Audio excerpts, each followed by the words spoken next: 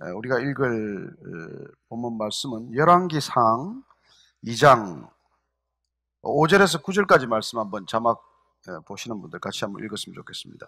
같이 읽습니다. 시작. 스루야의 아들 요압이 내게 행한 일 곧 이스라엘 군대의 두 사령관 넬의 아들 아브넬과 예델의 아들 아마사에게 행한 일을 내가 알거니와 그가 그들을 죽여 태평시대에 전쟁의 피를 흘리고 전쟁의 피를 자기의 허리에 띤 띠와 발에 신은 신에 묻혔으니 내 지혜대로 행하여 그의 백발이 평안히 스올에 내려가지 못하게 하라. 마땅히 길르앗 바르실레 아들들에게 은총을 베풀어 그들이 내 상에서 먹는 자 중에 참여하게 하라. 내가 내 형 압살롬의 낯을 피하여 도망할 때에 그들이 내게 나왔느니라. 바후림 베냐민 사람 게라의 아들 시므이가 너와 함께 있나니 그는 내가 마하나임으로 갈 때 악독한 말로 나를 저주하였느니라. 그러나 그가 요단에 내려와서 나를 영접함으로 내가 여호와를 두고 맹세하여 이르기를 내가 칼로 너를 죽이지 아니하리라 하였노라. 그러나 그를 무죄한 자로 여기지 말지어다. 너는 지혜 있는 사람이므로 그에게 행할 일을 알지니 그의 백발이 피 가운데 수월에 내려가게 하라. 아멘. 우리는 성경에 나오는 인물들 가운데 그 사람들이 어떻게 이렇게 분노를 해결했느냐, 또 혹은 분노 때문에 어떤 삶을 살았느냐, 이런 주제로 지금 말씀을 살펴보고 있습니다. 지금까지 몇 사람을 보았죠. 가인, 사라, 또 모세, 이런 분들 보았습니다. 요셉 같은 사람은 무슨 분노가 있었겠느냐? 하지만은 우리가 그 사람을 통해서 어떻게 분노를 조절하고 분노를 해결하느냐는 것을 보았던 것이죠. 다윗, 성경에 나오는 가장 많이 인용되는 인물 중에 한 사람이죠. 이 다윗은 모세를 통해서 하나님께서 저 사람은 이 지면에서, 이 땅에서 가장 온유한 사람이다, 겸손한 사람이다, 그런 말씀을 들었지만 이 다윗도 하나님의 마음에 꼭 드는 사람, 하나님께서 그를 내 마음에 아주 꼭 합한 사람, 이렇게 할 만큼 다윗도 하나님의 총에 사랑을 받았던 사람이에요. 듬뿍 받은 것이죠. 그렇다면 이런 사람들은 분노가 없냐는 것입니다. 아니, 이분들도 분노가 있다는 것을 우리가 알게 됩니다. 근데 도대체 이분들은 어떤 면에서 보면 우리보다도 훨씬 많은 분노를 이렇게 겪을 수밖에 없는 상황을 살아가면서도 그 많은 분노의 순간들, 분노의 상황들을 어떻게 잘 다스리고 조절하고 살았느냐는 것이죠. 우리가 그들한테 배워야 할 점이 있다면 분노 안 하는 게 아니에요. 누구든지 분노할 수밖에 없는 상황이 있어요. 우리를 분노케 하는 사람들이 있습니다. 그러나 그들을 어떻게 우리가 대하면서 살아야 하느냐, 이게 우리의 숙제죠. 우리의 과제 아닙니까? 오늘 우리 다윗에 관한 얘기를 쭉 몇 군데 찾아볼 터인데, 다윗이 골리앗을 쓰러뜨리고 현직 왕의 시기심, 질투심 때문에 쫓겨나가는 걸로 되어 있지만 사실은 그 훨씬 전에 어쩌면 사울 왕에게는 가장 큰 골칫거리가 있었다면 내 왕위를 누가 호시탐탐 노리느냐, 누가 내 왕위를 빼앗아 갈 거냐, 이런 거에 대한 관심이 무척 컸던 사람이에요. 왜냐하면 그 사무엘 선지자가 어느 날 그에게 와서 한번 제사를 잘못 드렸다는 이유로 이 사울 왕에게 사무엘 선지자가 경고의 말씀을 전하게 됩니다. 하나님께서 내 왕위를 이미 빼앗았다. 이제 하나님이 그 마음에 합한 사람에게 그 왕위를 넘겨주게 될 것이다. 이런 얘기를 듣게 됩니다. 여러분, 왕이 가장 두려운 게 뭐예요? 왕위에서 쫓겨나는 것 아닙니까? 내 왕위가, 내 왕자가 누군가에게 빼앗기게 될 것이라는 말을 들었을 때 누가 마음이 편하겠어요? 그리고 그 사람이 그 이후로, 그 말을 들은 이후로는 도대체 누가 내 왕위를 노리고 있는가? 누가 내 왕위를 빼앗기 위해서 지금 움직이고 있는가? 거기에 온갖 신경이 쓰이지 않겠습니까? 당연하죠. 당연한 일이죠. 그러니 사울로서는 이 다윗이 어느 날 혜성같이 나타났을 때, 국민들의 지지가 상승했을 때 이 사람을 경각심을 가지고 바라볼 수밖에 없는 것이죠. 그래서 다윗은 현직 왕에게 평생 쫓기는 그런 행로를 걷게 됩니다. 무려 몇 년간 걸었을까요? 1, 2년이 아니에요. 4, 5년이 아닙니다. 최소한도 13년 이상을 그는 쫓겨다니는 사람이 된 것이죠. 그는 그 남쪽 광야를, 이스라엘 땅의 남쪽 광야를 네게브 지역, 네게브 광야라고 하는데, 이쪽 광야를 안 다닌 데가 없습니다. 무슨 마온 광야, 스입 광야, 엔게디 광야, 이런 광야를 하도 쫓겨다니다가 더 이상 숨을 데가 없어서 그는 망명을 하게 됩니다. 이스라엘하고 불구대천의 원수가 되는 블레셋 땅, 지금 팔레스타인 땅으로 도망을 가요. 거기서 시글락 공동체라는 걸 이루어서 살긴 합니다만은, 그는 평생 쫓겨다니면서 한 가지 놀라운 결정을 하게 됩니다. 그도 분노할 수밖에 없는 상황을 맞닥뜨리지만은, 그는 적어도 분노에 사로잡히지 않았다는 것입니다. 그를 사로잡기 위해서 수많은 군대가 그 뒤를 추격했지만, 그는 놀랍게도 사울의 왕이 뒤쫓는 그 군사들에게서 도망쳤을 뿐만 아니라, 더 중요한 것은 분노할 수밖에 없는 그 상황으로부터서 그는 도망을 쳤다는 것입니다. 사람에게서 빠져나오는 것보다 더 중요한 것은 나를 붙들고자 하는, 나를 사로잡고자 하는 그 분노에서부터 벗어나는 일입니다. 저는 우리가 요셉 얘기를 할 때 그랬어요. 요셉은 노예로 팔려갔습니다. 어느 날 멀쩡한 자유시민이 노예가 된 것이죠. 그렇습니다. 노예가 된 상황, 그 상황을 그는 담담히 받아들였다고 말씀드렸습니다. 그렇게 함으로써 그는 비록 보디발의 노예가 되었지만, 나를 팔아버린 형들에게 분노함으로써 분노의 노예가 되지는 않았다는 것입니다. 여러분, 이 중요한 차이를 보십시오. 어떤 사람은 나를 분노케 한 사람보다도 분노 그 자체에 더 많이 사로잡히는 것을 보게 됩니다. 우리를 분노케 하는 일들이 있어요. 사건이 있습니다. 우리를 화가 나게 하는 사람들이 있어요. 그러나 중요한 것은 우리를 화가 나게 하는 사람, 그 사람보다도 더 우리는 분노에 사로잡히기가 쉽다는 것입니다. 어차피 그 사람은 내 눈앞에 사라져도 중요한 것은 그 사람이 나를 분노케 했다는 그 사실, 그리고 내가 분노한 그 분노 그 자체에 사로잡히게 된다는 것입니다. 다윗이 그랬다면 13년간 더 도망다닐 수 있었을까요? 아니요. 그는 분노 그 자체에 사로잡히지 않았기 때문에 그는 어떤 결정을 내립니까? 사울 왕을 내 손으로 죽이지 않겠다고 결정합니다. 아니, 내 수중에 들어왔어요. 2번씩이나 내가 죽이려면 얼마든지 죽일 수 있는 상황이 됐습니다. 그런데도 불구하고 다윗은 사울 왕을, 나를 그렇게 죽이고자 뒤쫓는 왕을 살해하지 않습니다. 어떻게 그럴 수 있을까요? 내 목숨을 노리는 자인데. 그래, 그는 항상 상황을 바라보기보다도 상황을 주관하시는 하나님을 먼저 바라보았다는 것입니다. 이게 말처럼 쉬운 일이 아니에요. 말은 쉽게 할 수 있지만, 나를 분노케 하는 사람보다도 그 나를 분노케 하는 사람을 들어 쓰시는 하나님을 바라본다. 말은 쉽지요. 그러나 이게 그렇게 잘 되지 않습니다. 나를 분노케 하는 상황, 그 상황을 바라보기보다는 이 상황을 주관하시는 하나님을 바라보십시오. 말은 쉬워요. 그러나 그게 그렇게 잘 되지 않습니다. 그게 우리 인간의 인지상정이에요. 그래서 그러면 분노를 하지 않아서 그러냐? 아니, 분노는 하지만 그 분노를 어떻게 그가 대처하기 때문에 다윗은 그 분노라는 상황 자체에 묶이지 않을 수 있었냐는 것이죠.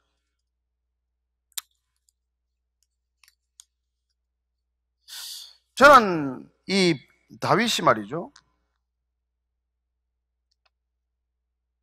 어느 날 얼마나 분노했던지 이런 시를 지었어요. 내가 한번 다윗이 얼마나 화가 났는지를, 이 시를 여러분들이 들으면 아마 알게 될 겁니다. 시편 109편인데요. 내가 찬양하는 하나님이여 잠잠하지 마옵소서. 그들이 악한 입과 거짓된 입을 열어 나를 치며 속이는 혀로 내게 말하며 또 미워하는 말로 나를 두르고 까닭없이 나를 공격하였음이니이다. 나는 사랑하나 그들은 도리어 나를 대적하니 나는 기도할 뿐이라. 그들이 악으로 나의 선을 갚으며 미워함으로 나의 사랑을 갚아 싸우니 악인이 그를 다스리게 하시며 사탄이 그의 오른쪽에 서게 하소서. 그가 심판을 받을 때에 죄인이 되어 나오게 하시며 그의 기도가 죄로 변하게 하시며 그의 연수를 짧게 하시며 그의 직분을 타인이 빼앗아가게 하시며 그의 자녀는 고아가 되고 그의 아내는 과부가 되며 그의 자녀들은 유리하며 구걸하고 그들의 황폐한 집을 떠나 빌어먹게 하소서. 여러분, 이게 지금 다윗이 지은 시예요. 에? 얼마나 화가 났든지, 응? 그 아들은 고아가 되고 그 아내는 과부가 되고, 이건 무슨 말입니까? 그 사람 죽으라는 얘기 아니에요. 그 사람이 죽어야 아이들이 고아가 되고 과부가 될 거 아니에요. 더 재미있는 것은 고리대금하는 자가 그의 소유를 다 빼앗아가게 하시며, 그가 수고한 것을 낯선 사람이 탈취하게 하시며, 그에게 인애를 베풀 자가 없게 하시며, 그의 고아에게 은혜를 베풀 자도 없게 하시며, 그의 자손이 끊어지게 하시며, 후대에 그들의 이름이 지워지게 하소서. 여호와는 그의 조상들의 죄악을 기억하시며 그의 어머니의 죄를 지워버리지 마시고 그 죄악을 항상 여호와 앞에 있게 하사 그들의 기억을 땅에서 끊으소서.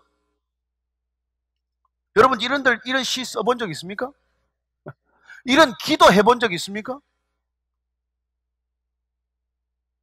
우리가 다윗의 시편을 왜 읽어야 되는 거예요? 이런 솔직한 기도를 하니까, 우리 대신 막 저주해 주니까, 여기 이름은 누가 하나 살짝 넣으면 되잖아요. 그러면 그냥 성경 읽는 건데 뭐. 다윗이 그렇게 나를 분노케 하는 사람들에게 머리 끝까지 화가 나면은 누구를 찾아갔다? 하나님을 찾아가서 하나님 앞에서 그냥 쏟아놓는 거예요. 그냥 쏟아놓는 거예요. 분노를 다 쏟아놓는 거예요. 마지막에 29절에 가면은 나의 대적들이 욕을 옷 입듯 하게 하시며 자기 수치를 겉옷같이 입게 하소서. 여러분, 좀 점잖게 번역을 해서 그렇지, 이걸 우리말로 그냥 육두문자로 번역을 하면 가관이에요, 가관. 저는 다윗이 분노를 어떻게 쏟아놓느냐, 분노를 어떻게 처리하느냐, 분노에 어떻게 사로잡히지 않느냐, 그 비결을 우리가 배워야 한다는 것입니다. 하나님 앞에서 있는 감정 그대로 솔직하게, 저 인간 좀 죽여주세요, 저 사람 다리를 부러뜨려 주세요, 아이들이 그냥 빌어먹고 살게 해주십시오. 차마 그렇게 기도 못하시겠습니까? 그럼 이걸 읽으시라고요. 읽으면 되지 않습니까? 그래요. 그가 이런 분노를 이렇게 처리할 수 있었다는 것, 이게 다윗과 우리의 차이란 말이에요. 우리는 분노를 정직하게 표출하지도 못해요. 그래서 그 분노를 우리가 묵상하기 시작하고, 그렇게 분노를 붙들고 살다가 그 분노에게 사로잡히는 어처구니 없는 일을 겪는다는 것입니다. 자, 우리를 분노케 하는 상황은 1차 피해예요, 피해. 내가 사기를 당했다, 누가 내 차를 긁어놓고 도망갔다, 이런 1차 피해를 겪게 되는데, 이 1차 피해를 어떻게 해결합니까? 이걸 제대로 해결하지 못하면 2차 피해를 겪게 된단 말이에요. 그게 분노에 사로잡히는 거예요. 2차 피해는 늘 1차 피해보다 큽니다. 그냥 차를 좀 긁겠다든지 돈을 좀 빼앗겠다든지 사기당했다는 것은 물질적인 손해를 뜻하지만, 내가 그 일로 분노해서 그 분노가 나를 사로잡아서 내 인생의 진로를 바꿔놓는다든지, 내가 그 분노 때문에 앞으로 나아가지 못한다든지 하는 것은 말할 수 없는 기회의 손실이라는 것입니다. 저는 저와 여러분들이 우리가 분노 문제를 쭉 따라가면서 믿음의 사람들이 어떻게 분노를 처리했고 어떻게 이 분노를 다루었길래 그들은 분노하고서도 하나님께 여전히 쓰일 수 있냐, 분노하고서도 어떻게 하나님께서는 너는 내 마음에 꼭 든다, 너는 누구보다 겸손하구나, 이런 평가를 받느냐는 것입니다. 분노하지 않았기 때문이 아니라 분노를 어떻게 처리했느냐에 따라서 우리의 인생은 그런 평가, 달라지는 평가를 받게 된다는 것이죠. 자, 그러면 다윗이 이렇게 하다가 어느 날 사울이 죽었다는 소리를 듣게 됩니다. 블레셋과의 전쟁에서 길보아 산에서 이게 사울 왕이 죽습니다. 아들 요나단과 죽게 돼요. 근데 이 필시 사울이 죽었다는 얘기를 들으면은 다윗 왕이 너무 기뻐할 것이라는 이런 감각, 그런 생각을 한 사람이 아말렉 청년이라는, 아말렉 족속의 한 청년이 와서 그 사울 왕 이 왕관하고 팔찌를 이렇게 몰래 훔쳐가지고 와가지고 다윗한테 이걸 내놓고 내가 죽였다 하면 칭찬받을 줄 알았어요. 다윗이 그 사람을 어떻게 했을까요? 죽여버립니다. 그리고는 통곡합니다. 조가를 지어서 부릅니다. 이게 쇼였을까요? 아니요. 그렇게 뭐 제스처를 할 이유가 없어요. 물론 그 요나단하고는 참 막역한 친구였죠. 그러나 나를 그렇게 죽이고 못 살아서 끝까지 나를 쫓던 사울 왕이 계승 1순위인 왕자하고 둘이 다 죽었다. 여러분, 춤을 출 일 아니에요. 얼마나 기쁜 일입니까? 그런데 다윗은 슬퍼했다는 거예요. 눈물을 쏟았다고 되어 있습니다. 정말 진심이었을까? 그런 생각을 우리가 해볼 수 있는 것이죠. 그래서 그는 이제 유다로 귀환합니다. 유다의 왕이 되었어요. 그러나 한 지파의 왕이 되는 걸로 끝입니다. 왜냐하면 북이스라엘의 그 사울 왕의 군대 장관을 지냈던 아브넬이라는 사람이 나머지 11지파를 가지고 북이스라엘에 다른 왕을 하나 세웠기 때문입니다. 그래서 나라가 두 쪽 난 거죠.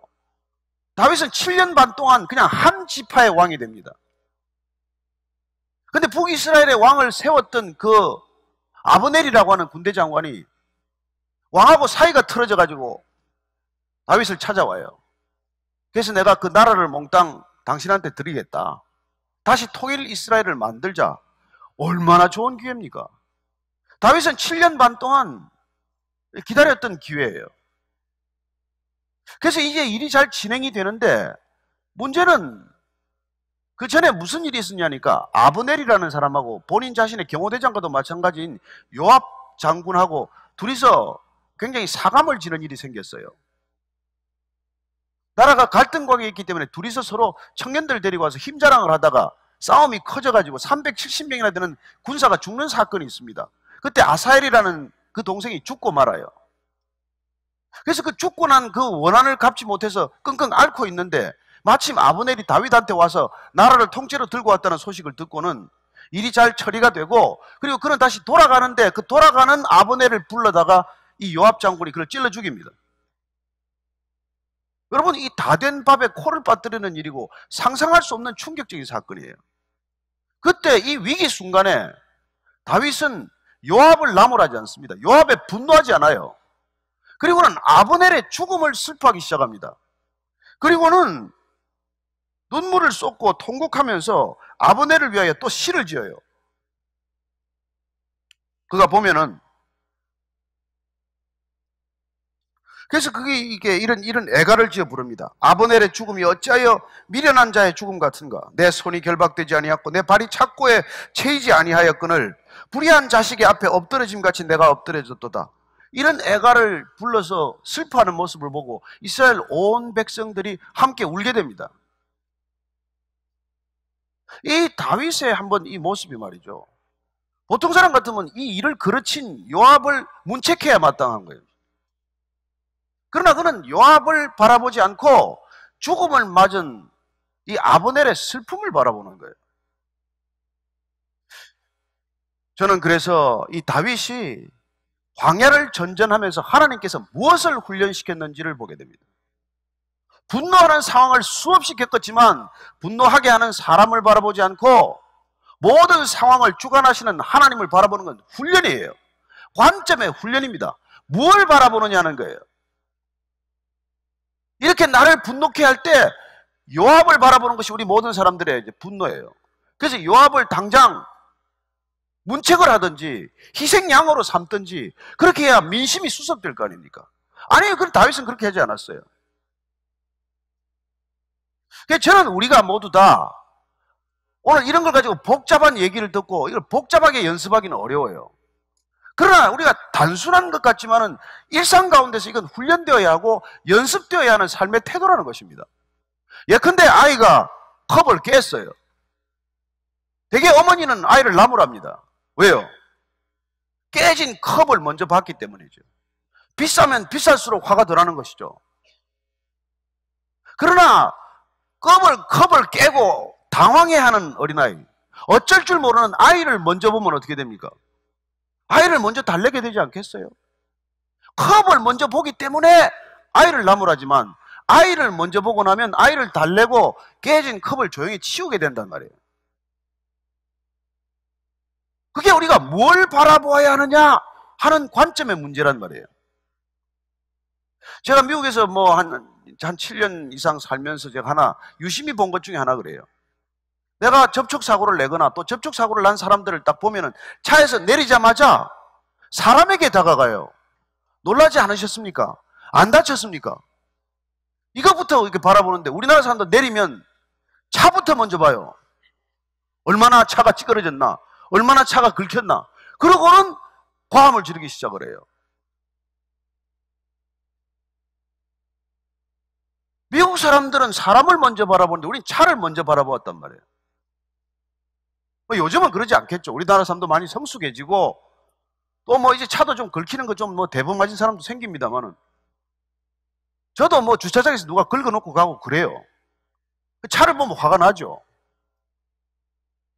그러나 차를 긁히게 하셔서 나를 겸손케 하시는 하나님을 바라보면 이게 수습이 된단 말이에요. 다윗이 나를 분노케 하는 사람에게 쫓기면서 13년간 그가 훈련받은 게 무엇입니까? 왜 하나님께서 다윗을 민족적인 지도자로 세웠냐는 거예요. 이 훈련을 거쳤기 때문에. 나를 분노케 하는 사울을 바라보지 않고 그 사울을 쓰시는 하나님, 그 사울의 하나님께 쓰임을 여전히 받고 있다는 사실 때문에 그는 사울을 죽이지 않습니다. 여전히 사울을 쓰시는 하나님 때문에 그는 사울의 손을 대지 않습니다. 자, 이 요압 장군의 얘기뿐만이 아니에요. 나중에 그는 통일 이스라엘 왕국의 왕이 되죠. 근데 끔찍한 일을 겪습니다. 아마 다윗 일생 중에서 가장 처참한 상황을 만든 그건 압살롬이라는 아들이 반역을 일으킵니다. 그래서 아들한테 쫓겨서 왕궁을 피해서 기드론 시냇가를 넘어가야 됩니다. 하루속히 아들의 추격에서 벗어나야 돼요. 얼마나 다급한 상황인지 모릅니다. 근데 이때 충격적인 사건을 또 만납니다. 어제까지 충신으로 행세를 했던 시므이라는 사람이 따라와서 욕을 하기 시작합니다. 저주를 퍼붓습니다. 야, 이 다윗아, 더러운 자식아, 꺼져라. 그러면서 뭐 돌을 던지고 먼지를 들리고 이런 짓을 하는 거예요. 그랬더니 그때도 말이죠, 어떤 일이 있냐면 이때 이 요압의 동생 아비새가 경호대장을 할 때예요. 그 집안이 뭐 삼형제가 아주 쟁쟁합니다. 아비새가 이제 왕을 이렇게 옹호해가지고 가다가 이런 일을 겪으니까 머리 끝까지 화가 나서 다윗 왕이여, 내가 저놈 목을 따오겠습니다. 그럴 때 이렇게 말해요. 제가 읽어드릴게요. 스루야의 아들 아비새가 왕께 여짜오되 이 죽은 개가 어찌 내 주 왕을 저주하리이까?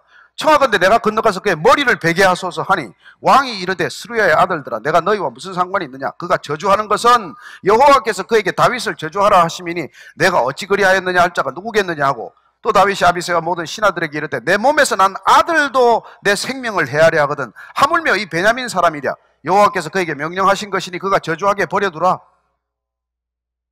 여러분, 왕이 엊그제까지 나를 따르던 그 부하가 배반해가지고 지금 저주하는데 뭐라 그럽니까? 하나님께서 그 입을 통해서 나를 저주하라고 하지 않았다면 어떻게 저자가 저렇게 하겠느냐? 그런 이 상황에서 지금 시므이를 바라보지 않고 왕이 지금 하나님을 바라보고 있다는 거예요. 근데 아비새는 누구를 바라봅니까? 아비새는 이 시므이를 바라보고 저는 뭐 개 같은 녀석, 저는 목을 당장 쳐오겠습니다. 그렇게 분노하는 거예요. 저는 여러분들이 분노하지 말라는 얘기가 아니라 분노라는 상황을 만날 때 누구를 바라보라고요? 하나님께서 나를 화나게 만들도록 허락하지 않았다면 저자가 나를 왜 화나게 하겠냐는 거예요. 더 놀라운 것은 이렇게 욕하던 자가 말이죠, 아들이 또 죽었어요. 압살롬이 죽고 났을 때도 그는 압살롬 아들을 나무라지 않습니다. 내 아들 압살롬아, 압살롬아, 또 통곡을 합니다.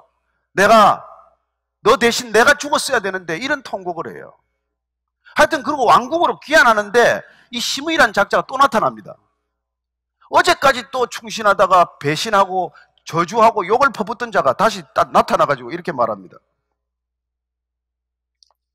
충신이 또 되는 거죠. 스루야의 아들 아비새가 대답하여 이르되 왕께 아뢰되 내 주여, 원하건대 내게 죄를 돌리지 마옵소서. 내 주 왕께서 예루살렘에서 나오시던 날에 종의 패역한 일을 기억하지 마시오며 왕의 마음에 두지 마옵소서. 왕의 종 내가 범죄한 줄 아옵기에 오늘 요셉의 온 족속 중 내가 먼저 내려와서 내 주 왕을 영접하나이다. 이래야 정치하는 거예요.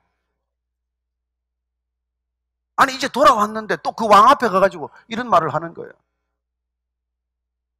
그랬더니 그때 스루야의 아들 아비새가 또 가만두지 않겠다고 또 벼릅니다. 시므이가 여호와의 기름 부으신 자를 저주하였으니 그로 말미암아 죽여야 마땅하지 않겠습니까? 이렇게 말했더니 다윗이 이렇게 말합니다.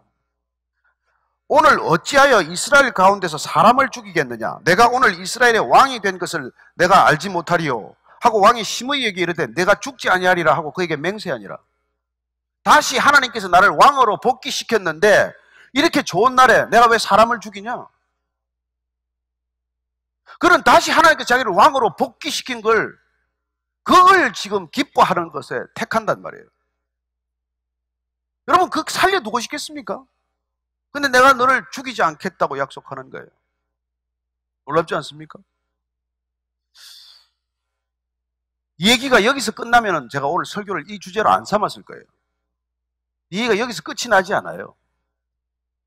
다윗이 늙어서 죽게 됩니다. 늙으면 다 죽죠? 근데 오늘 우리가 읽은 이 본문 말씀이 있는 거예요. 죽음을 앞두고 왕위를 솔로몬 아들에게 물려줬는데 솔로몬 왕 아들에게 유언을 남깁니다. 유언이 요압이 내게 행한 일 곧 이스라엘 군대의 두 사령관 넬의 아들 아브넬과 예델의 아들 아마사에게 행한 일을 내가 알거니와 그가 그들을 죽여 태평시대의 전쟁에 피를 흘리고 전쟁의 피를 자기의 허리에 띤 띠와 발에 신은 실에 묻혔으니 내 지혜대로 행하여 그의 백발이 평안히 수월에 내려가지 못하게 하라. 죽기 전에 지금 자기 임종 직전이에요. 바후림 베냐민 사람 게라의 아들 시므이가 너와 함께 있나니 그는 내가 마하나임으로 갈 때 악독한 말로 나를 저주하였느니라. 그러나 그가 요단에 내려와서 나를 영접함으로 내가 여호와를 두고 맹세하여 이르기를 내가 칼로 너를 죽이지 아니하리라 하였노라. 그러나 그를 무죄한 자로 여기지 말지어다. 너는 지혜 있는 사람이므로 그에게 행할 일을 알지니 그의 백발이 피 가운데 수월에 내려가게 하라. 저는 성경을 읽다가 이 본문을 읽고 제가 이게 소름이 끼치는 걸 경험했어요. 야, 다윗은 용서하지 않았구나. 분노에 사로잡히지 않았다는 뜻이지 그 분노케 한 사람의 죄악을 잊지 않았다는 것입니다. 본인 손에 피는 안 묻혔어요. 자기 때는 요압 안 죽입니다. 자기는 시므이한테 은혜를 베풀고 시므이 안 죽였습니다. 그러나 내 아들이 왕이 되었을 때 이 왕위를 가장 위태롭게 할 사람은 결국은 요압과 시므이라는 것을 그는 간과하지 않았던 것이죠. 그리고는 유언으로 명령합니다. 저들이 평안히 죽게 내버려 두지 말아라. 죽이라는 얘기예요. 솔로몬이 어떻게 했을까요? 둘 다 죽입니다. 저는 이 말씀을 읽으면서 인간은 결코 온전하게 용서할 수 없다는 것을 압니다. 우리가 그걸 깨달아야 돼요. 저는 누구에게 원한을 살 만한 일을 하지 않게 되기를 바랍니다. 인간은 인간을 온전히 용서할 수 없는 존재라는 것이죠. 최선은 내가 분노에 사로잡히지 않았지만 그러나 그 나를 분노케 한 사람으로부터 온전히 우리는 그를 용서하거나 그로부터 자유할 수는 없다는 것입니다. 이 다윗의 얘기를 우리가 읽으면서 우리는 오늘 밤에 몇 가지 생각의 정리를 우리가 하고 이 자리를 떠나야 합니다. 우리는 많은 우리를 분노케 하는 사건들을 만나지만 그 사건을 우리가 어떻게 해석할 것이고 우리를 분노케 한 사람들을 앞으로 어떻게 대할 것인가? 바라기는 여러분들이 성령 충만해서 원수까지도 사랑할 수 있게 되기를 축복합니다. 예수님 이 땅에 오셔서 우리에게 성령을 보내주심으로 분노로부터서 뿐만 아니라 분노케 한 사람으로부터도 온전히 자유케 하는 것을 경험할 수 있게 되기를 바랍니다. 그러나 중요한 것은 죄인은 우리가 용서할 수 없다는 것이에요. 하나님만이 용서할 수 있다는 것입니다. 그래야 우리는 우리의 모든 죄를 하나님 앞에 토설하고 하나님께 우선 용서받는 자가 되어야 한다는 것입니다. 기대하지 마십시오. 인간에게 용서받는 것은 불가능해요. 저는 저와 여러분들이 이 분노의 시대를 살아가면서 누군가를 먼저 분노케 하지 않게 되기를 바랍니다. 누구를 화나지 않게 하기를 바랍니다.